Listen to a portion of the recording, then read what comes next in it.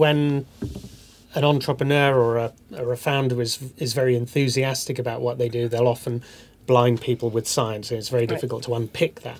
So I think, what you gave me was the ability to kind of stand back from that and see it from the other person's perspective, and to distill down what are the real key elements going on here.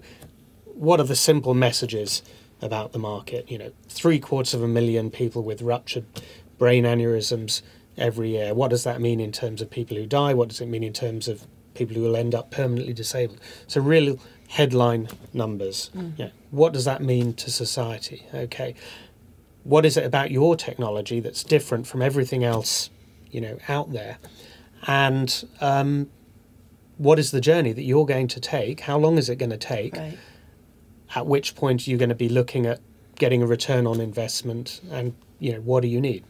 How are you going to value your company? What's the future predicted value?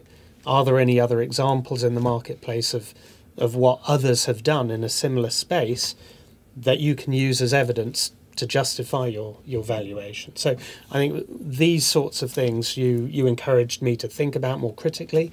And I think the other thing was really the order of the story.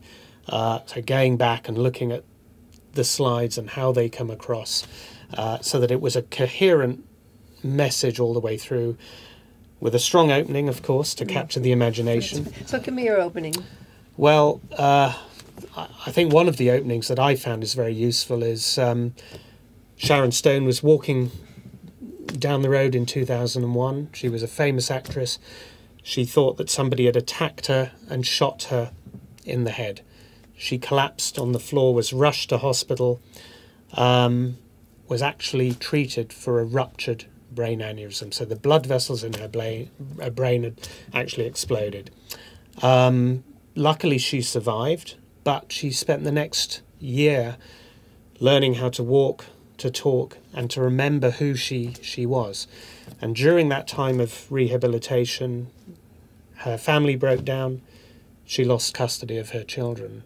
So, it's that sort of devastating impact on someone who's in the public eye that other people can relate to, a young, working, successful, woman whose life is totally devastated by something like this, and has since gone on to do great work with brain aneurysm charities and so on. So I think telling that kind of story really brings it home.